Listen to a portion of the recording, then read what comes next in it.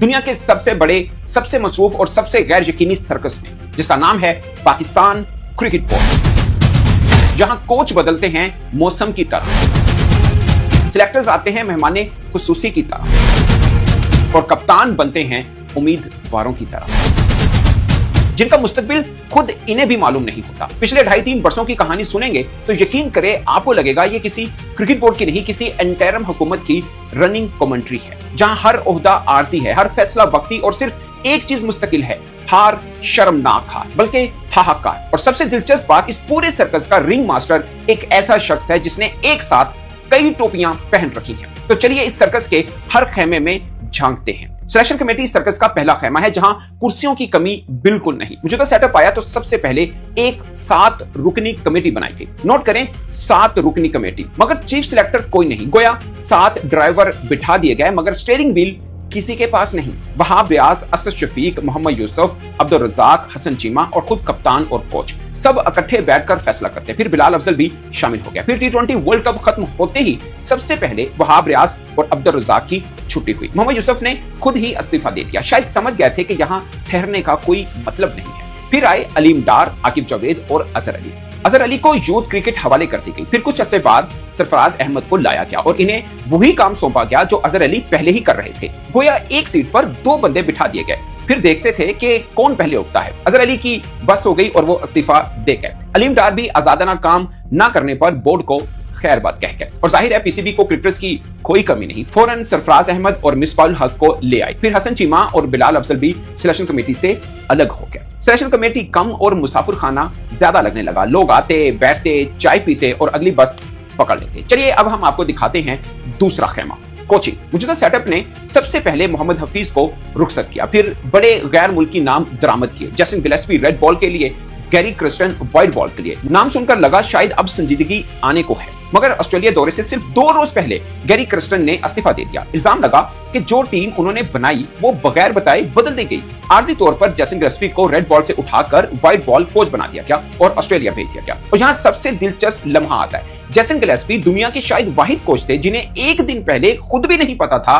कि अगले दिन कौन सी प्लेइंग 11 मैदान में उतरेगी। बाद में खुद आकिब जावेद ने तस्लीम किया कि प्लेइंग 11 का फैसला भी सिलेक्टर्स के हाथों में आ चुका था। कोच का काम रह गया था सिर्फ हाजिरी लगवाना, यानी बाबर आजम हाजिर जनाब, रिजवान हाजिर जनाब, हारिस रऊफ हाजिर सर। गिलेस्पी की हिम्मत जवाब देगी, वो भी चले गए। आकिब जावेद आरजी कोच बन गए, बिल्कुल वैसे ही जैसे पाकिस्तान में निगरान हुकूमत आती है। इसी तर्ज पर आकिब जावेद भी निगरान कोच बन गए। अजहर महमूद पहले असिस्टेंट और फिर मुकम्मल कोच बन गए। इसी दौरान 29 साल बाद चैंपियंस ट्रॉफी की मेजबानी का एहसास मिला और हम 4 रोज बाद टूर्नामेंट से ही बाहर हो गए। अपने ही घर में गैर मुल्की क्रिकेटर्स खेल रहे थे और हमारे क्रिकेटर्स बने तमाशाई। फिर मोहम्मद यूसुफ बैटिंग कोच बने। वेस्टइंडीज के खिलाफ 34 बरस बाद वनडे सीरीज हारी। मोहम्मद यूसुफ ने इस्तीफा दिया। Mic Hesson white ball coach बन गए। अजहर महमूद टेस्ट टीम के निगरान हेड कोच बने, यानी आरजी कोच। फिर इनके बाद सरफराज अहमद भी टेस्ट कोच बने। जी आपने बिल्कुल सही सोचा, निगरान टेस्ट कोच। आपको हंसी आ रही होगी, मगर पाकिस्तान क्रिकेट बोर्ड का फलसफा शायद यही है कि दुनिया में जब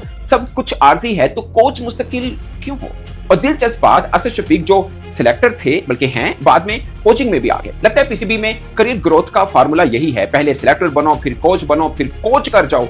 वहाब रियाज को सिलेक्टर से हटाकर विमेन टीम का कोच लगा दिया गया है। गोया महकमे बदलते रहे, बंदे वही रहे। फिर एक और तजर्बा हुआ। चैंपियंस कप के लिए वकार यूनुस, मिसबाहुल हक, सकलैन मुश्ताक, शुएब मलिक और सरफराज अहमद को मेंटोर बनाया गया 50-50 लाख तनख्वाह के साथ। टूर्नामेंट खत्म हुआ, मेंटोरशिप भी खत्म हो गई। अलबत्ता हम ख्याल फॉर्मर क्रिकेटर्स बोर्ड में रहे। एक मौका ऐसा भी आया कि वकार यूनुस को कमेंट्री की इजाजत तक ना मिली। गोया मैदान से भी निकाला, माइक भी छीन लिया। इनकी गलती क्या थी वो मैं नहीं बता सकता, क्योंकि मेरा नाम रजिस्टर से पहले निकल चुका है। अब माइक नहीं गवाना चाहता। इतने में हम पहुंच गए हैं तीसरे खेमे, यानी कप्तान डिपार्टमेंट में, जहां कुर्सी गर्म होने से पहले ही ठंडी हो जाती है। मुझे तो सेटअप की सबसे पहली सर्जरी कप्तान शाहीन अफरीदी पर हुई, जो महज एक T20 सीरीज तक कप्तान रह सके। बाबर आजम को T20 कप्तान बनाकर वर्ल्ड कप भेजा गया, जहां हम अमेरिका जैसी क्रिकेट ना खेलने वाली टीम से भी हार गए। और इस वर्ल्ड कप में एक नया ओहदा भी इजाद हुआ, सीनियर मैनेजर, जो पाकिस्तान क्रिकेट की तारीख में पहले मौजूद ही नहीं था, मगर वहाब रियाज के कद काट को देखते हुए खास तौर पर उनके लिए बनाया गया था। पाकिस्तान पहले ही मरहले में बाहर हुई। बोर्ड ने ऑपरेशन करने का ऐलान किया, जो बाद में अच्छा डॉक्टर ना मिलने पर मौखिर कर दिया गया, मगर कप्तान बाबर आजम की छुट्टी पक्की होगी। उसके बाद मोहम्मद रिजवान को कप्तानी मिली और हैरत अंगेज तौर पर मौजूदा सेटअप की सबसे बड़ी कामयाबी उसी दौर में आई। ऑस्ट्रेलिया और जनूबी अफ्रीका को वनडे सीरीज में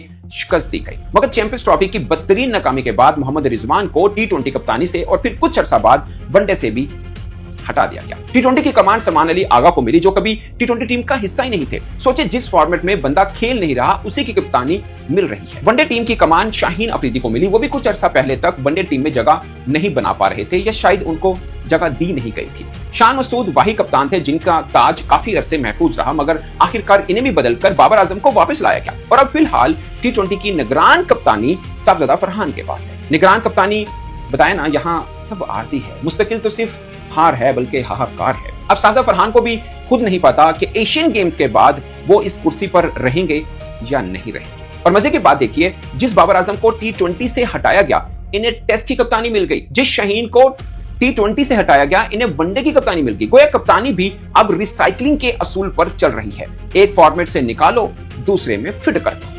अब पहुंचते हैं हम इस सर्कस के चौथे खेमे में, जो खुद बोर्ड के पीछे एक मुकम्मल बोर्ड है। ये पाकिस्तान क्रिकेट बोर्ड के सबसे ज़हीन दिमाग हैं जो मौजूदा सेटअप में आए हैं। जब मौजूदा सेटअप आया, पंजाब के निगरान वज़रा क्रिकेट बोर्ड में भी आ गए और क्रिकेट बोर्ड की इस फानी दुनिया में सिर्फ यही अभी तक मौजूद हैं। मैंने आपको बताया ना, ये बहुत ज़हीन और काबिल लोग हैं। सूबाई वज़ीर इत्तलात सहाफ़ी आमिर मीर पहले एडवाइजर बने, अब मीडिया डिपार्टमेंट के सरबराह हैं। वज़ीर खेल वहाब रियाज पहले मशीर, फिर सिलेक्टर, फिर सीनियर वज़ीर और अब विमेन टीम के कोच। यानी एक बंदा 4 ओहदे, एक इदारा।